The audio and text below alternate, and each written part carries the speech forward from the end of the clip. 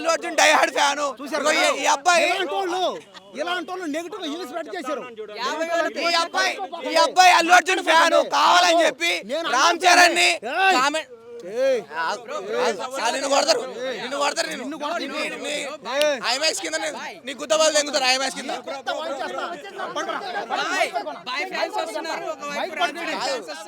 నువ్వు యాక్టింగ్ దగ్గర అర్థమవుతుందా?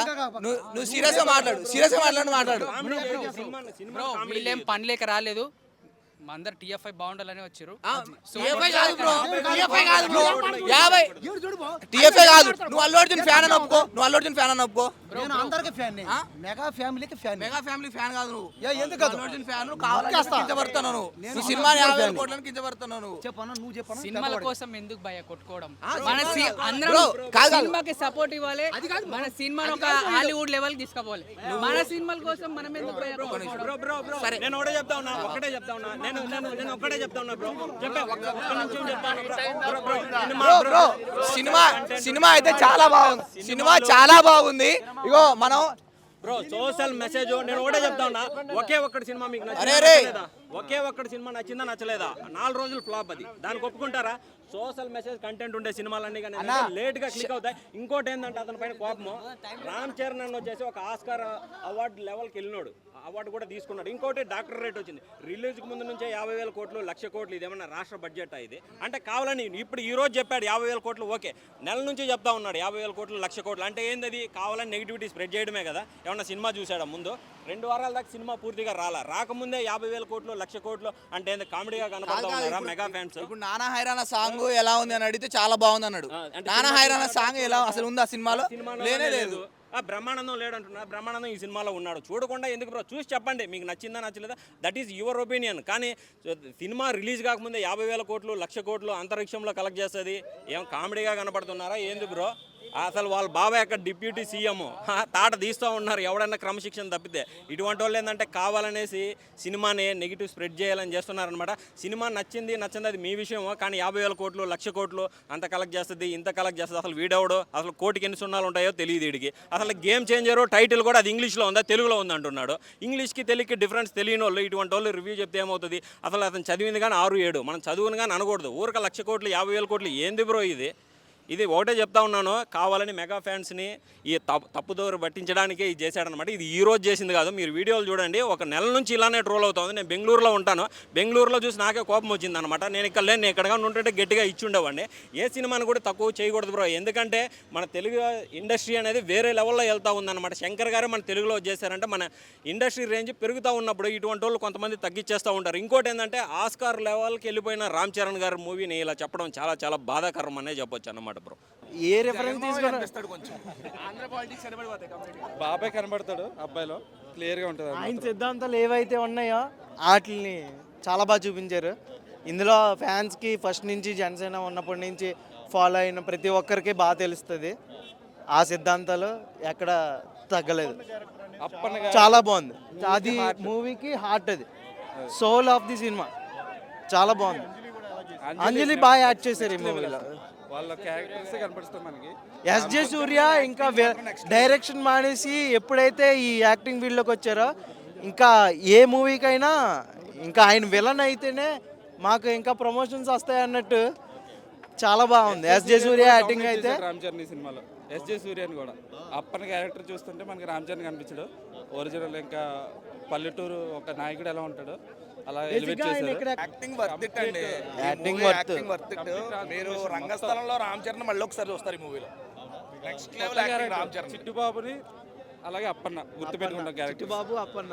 శంకర్ కమ్బ్యాక్ అండ్ రామ్ చరణ్ కూడా కమ్బ్యాక్ అనుకోవచ్చు. లాస్ట్ టైం ఆశ్చర్యపోయింది అండ్ త్రిబుల్ వచ్చింది ఓకే, బట్ రామ్ చరణ్ కూడా ప్రాణం పెట్టేశాడు భయ్య రియల్లీ. అండ్ ఖచ్చితంగా ప్రతి ఒక్కరు చూడాలి. యా పవన్ కళ్యాణ్ అండ్ చిరంజీవి గారు కూడా ఆయన మాటల్లో కానీ ప్రాణం పెట్టేశారు అంతే రామ్ చరణ్ చెప్పాలంటే. అండ్ వెరీ గుడ్ ఫిలిం, చాలా బాగా ఎక్స్పీరియన్స్, ఒక కమర్షియల్ ఫిలిం ఎక్స్పీరియన్స్ చేయాలి. అండ్ శంకర్ ఒక మార్క్ ఎక్స్పీరియన్స్ చేయాలంటే ఖచ్చితంగా మీరు గేమ్ చేంజర్ చూడాల్సిందే. అప్పన్న క్యారెక్టర్కి నేషనల్ అవార్డు ఇవ్వచ్చు ఖచ్చితంగా, ఎందుకంటే జీవించేశాడు భయ్. శంకర్ గారు కంబ్యాక్ మూవీ లాగా చూడొచ్చు. రామ్ చరణ్ గారు యాక్షన్ చాలా బాగుంటుంది, మొత్తం స్క్రీన్ ప్లే చాలా గ్రిప్పింగ్గా ఉంది, గ్రాండియర్గా ఉంది. బాగా మూవీ చూడటానికి కూడా చాలా గ్రాండ్గా ఉంటుంది.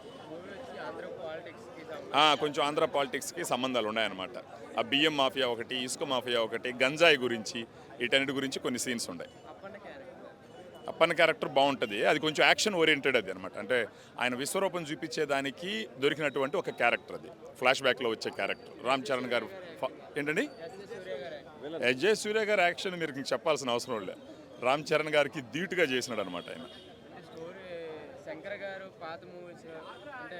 ఆయన ఎప్పుడు మెసేజ్ ఓరియంటెడ్గా ఉంటాయి శంకర్ గారివి, ఆ మెసేజ్ లోపల పోతుంది ఇది అనమాట. అవుట్డేటెడ్ ఏం కాదు. ఇప్పుడు మామూలుగా ఇప్పుడు మనం చూడాల్సింది ఏంటి, మనకి ఇప్పుడు స్క్రీన్ ప్లే ఎలా ఉంది, మెసేజ్ ఏమైనా ఉందా, తర్వాత మూవీ బోర్ కొట్టుకుంటే ఏమైనా ఉందా, అవి చూడాలన్నమాట. సో మూవీ బోర్ కొట్టే ఛాన్సే లేదు, చాలా బాగుంటుంది చూడొచ్చు. సినిమా ఫస్ట్ హాఫ్ ఇంటర్వెల్ వరకు ఉన్న బ్యాంగ్ అయితే సెకండ్ పార్ట్లో కనిపించలేదు. సెకండ్ పార్ట్ కొంచెం నిరాశే మిగిల్చింది మెగా అభిమానులకు అని చెప్పొచ్చు. ఓవరాల్గా వన్ టైం వాచ్గా నిలిచింది. పండగ రేస్లో అనుకున్న ఎక్స్పెక్టేషన్స్ అయితే రీచ్ అవ్వలేదు. నేను యాంటీ ఫ్యాన్ కాదు, మరొకసారి చెప్తున్నాను, నేను మెగా అభిమాని. నా ప్రీవియస్ రివ్యూస్ ఏదైనా చూసుకోండి, నేను ప్రభాస్ సినిమాకి వెళ్ళినా, బాలయ్య గారి సినిమాకి వెళ్ళినా మెగా అభిమాని అనే చెప్పే మొదలు పెడతాను. సినిమాని కావాలని నెగిటివిటీ చేయట్లేదు. మెగా అభిమానులు ఎప్పుడు జెన్యూన్ రివ్యూ ఇస్తారు. పోయిన సినిమాకి కానీ బాలయ్య సినిమాకి కానీ మన ఓవర్గా లేపినా by end of the day tomorrow లేదా ఎల్లుండి ఖచ్చితంగా మనకి ఒరిజినల్ రివ్యూ అనేది మనకు తెలుస్తుంది. సో సినిమా అయితే ఓవర్ ఎక్స్పెక్టేషన్స్తో వస్తే మీ ఎక్స్పెక్టేషన్స్ రీచ్ అవ్వదు. బట్ ఓవరాల్గా సినిమా అయితే వన్ టైం వాచ్గా నిలిచింది పండక్కి. యాక్టింగ్ అయితే రామ్ చరణ్ అన్న అయితే 10 సినిమాల్లో 20 తీస్తాడు, ఇందులో కూడా బాగుంది. కానీ ఈ సినిమాలో ఏంటంటే ఇప్పుడు ఇప్పుడు శంకర్ ఎలా ఉన్నాడు, ఇప్పుడు మన ఐమాక్స్ దగ్గర ఉండవా కొంచెంసేపు పంజా కూడా తీసుకెళ్తాడు ఆయన, ఇంకొంచెంసేపు మైదీపట్నం తీసుకెళ్తాడు. అలా ఉంది, ఎక్కడెక్కడెక్కడి నుంచి తీసుకెళ్తాడు. ఐపీఎస్ నుంచి, ఐఏఎస్ నుంచి, సీఎం దాకా, సీఎం సైన్ వరకు కూడా తీసుకెళ్తాడు. మళ్ళీ ఆపేస్తాడు, మళ్ళీ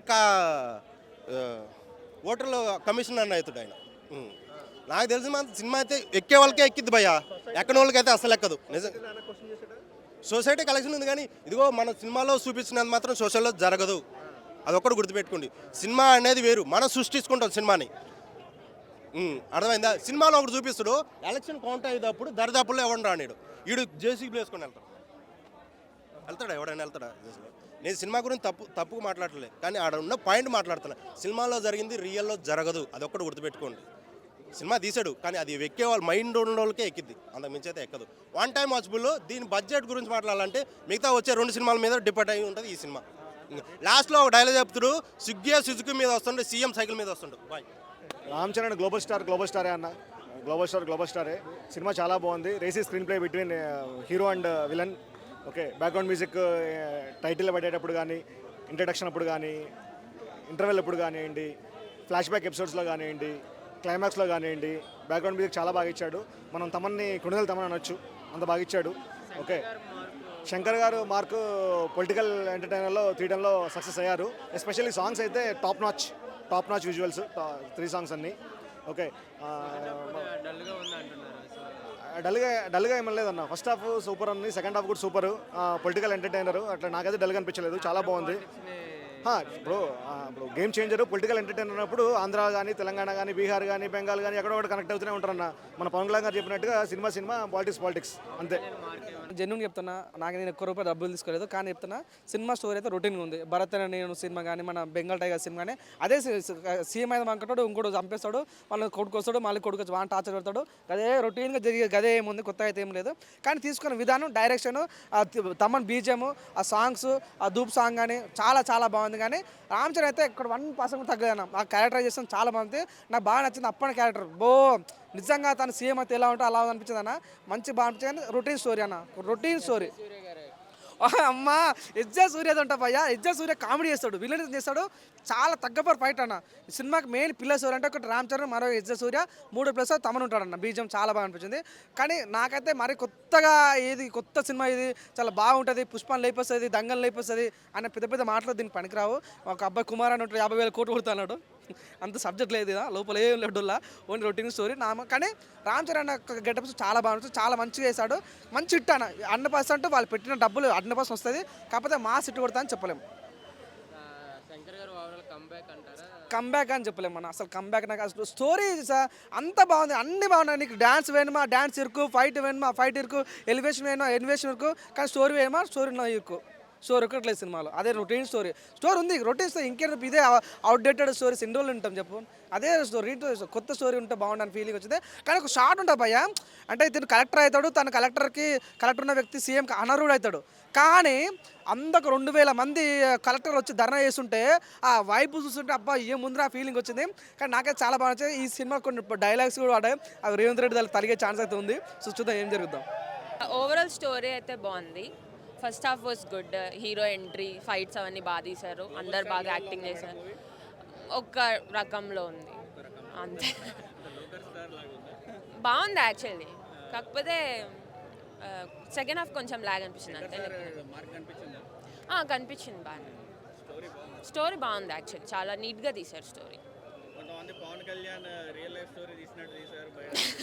అది నాకు తెలియదు. పర్లేదు, బాగుంది యాక్చువల్లీ. బ్యాక్గ్రౌండ్ స్కోర్ బాగుంది. సాంగ్సే కొంచెం గ్రాఫిక్స్ ఇంకా మంచిగా చేయొచ్చు అనిపించింది. ఉంది ఉంది ఉంది డాన్స్ బాగానే ఉంది. కొంచెం కనిపించింది, కనిపించింది కొంచెం. అంటే ఏమో చెప్పలేమండి, నాకు అంత 3 ఎక్స్పెక్ట్ చేసినంత లేదు. కష్టం అవ్వదండి. చాలా బాగున్నాడు రామ్ చరణ్.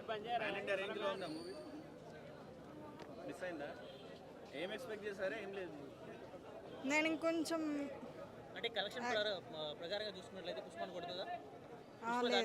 లేదండి, రామ్ చరణ్ ఫ్యానే నేను, కాకపోతే కొట్టదని చెప్తాను. సో ఓవరాల్గా మూవీ చూసిన తర్వాత మంచి మూవీ చూసామే నాకు ఫీల్ వచ్చింది. ఉంది అక్కడక్కడ కొంచెం స్లో ఉంది, ఒక 2 hours 45 minutes మూవీలో ఒక 20 minutes 25 minutes స్లో ఉంది. కానీ బట్ ఓవరాల్గా మంచి మూవీ అని మనకు అనిపిస్తుంది బయటకు వచ్చినప్పుడు. సో సోషల్ ఎలిమెంట్స్ కావచ్చు అంతా బాగా కవర్ చేస్తారనమాట. అప్పుడు రొటీన్ అయితే నేను ఒప్పుకుంటాను, ఆ లైన్ అయితే రొటీనే అనమాట. ఎందుకంటే ఎన్నో సంవత్సరాల నుంచి మనం లైన్ చూస్తున్నాము. కానీ మనకు సో ఎగ్జిక్యూట్ చేసిన విధానము, ఒక హానెస్ట్ ఐఏఎస్ ఆఫీసర్ ఆయన క్యారెక్టర్ చూపించడం కావచ్చు, ఒక ఎలక్షన్ ఆఫీసర్గా కావచ్చు, సెకండ్ హాఫ్లో అప్పన్న క్యారెక్టరైజేషన్ చేసిన రామ్ చరణ్ గారు కావచ్చు, ఇదంతా నాకు కొంచెం డిఫరెంట్ అని నాకు అనిపించింది. సో ఓవరాల్గా 2 hours 45 minutes 1 hour రొటీన్ ఉన్న రిమైనింగ్ వచ్చేసి మనకు బాగానే ఉందన్నమాట. సో హ్యాపీగా వచ్చి చూడొచ్చు, నో ప్రాబ్లం. మూవీ వచ్చేసి మనకు ఫ్యామిలీతో కూడా వచ్చి చూడొచ్చు, ఎలాంటి ఈ వల్గర్ సీన్స్ కావచ్చు అలా ఏం లేవన్నమాట. సో హ్యాపీగా వచ్చి చూడొచ్చు. అండ్ అదే బ్రో ఇంకేం చెప్తాం చెప్పండి. తమన్ గారు మంచి వర్క్ ఇచ్చినారు, జరగండి సాంగ్ బాగుంది, రారా మచ్చ సాంగ్ బాగుంది, దోప్ కూడా బాగానే ఉంది. అండ్ విజువలైజేషన్ కూడా శంకర్ గారి మూవీస్లో ఉన్నట్లు ఈ విజువలైజేషన్ కూడా చాలా బాగుంది మూవీలో. అండ్ రామ్ చరణ్ గారి దగ్గర నుంచి మెచ్యూర్డ్ పర్ఫార్మెన్స్ వచ్చింది. అండ్ ఇంకొకటి మెయిన్ థింగ్, ఎస్జే సూర్య గారు అయితే ఆయన గురించి చెప్పాల్సిన పని లేదు. ఈ మధ్య ఆయన లేని తెలుగు సినిమాలు చాలా తక్కువ అయిపోతున్నాయి. ఆయన అయితే పర్ఫార్మెన్స్ ఇరగదీస్తారు ఎస్జే సూర్య గారు. సో రామ్ చరణ్ గారు, ఎస్జే సూర్య గారు ఇద్దరు వాళ్ళ బెస్ట్ ఇచ్చినారనమాట. సో ఓవరాల్గా సో హ్యాపీగా వచ్చి చూడొచ్చు, game changer good movie. Cinema అయితే మాస్ కమర్షియల్ ఫీస్ట్ అని చెప్తాను నేనైతే. సంక్రాంతికి తెలుగు ఆడియన్స్కి పాన్ ఇండియా లెవెల్లో మంచి బ్లాక్ బస్టర్తో స్టార్ట్ అయింది సంక్రాంతి. హోప్ఫుల్లీ మిగతా 2 మూవీస్ కూడా అలానే ఉన్నాయని కోరుకుందాం. సినిమా విషయానికి వస్తే ఫస్ట్ రామ్ చరణ్ గారికి, నెక్స్ట్ శంకర్ గారికి, ఇద్దరికి మాస్ కంబ్యాక్. మాస్ అంటే మాస్ కంబ్యాక్, ఇది హ్యాట్స్ ఆఫ్ ఇద్దరు.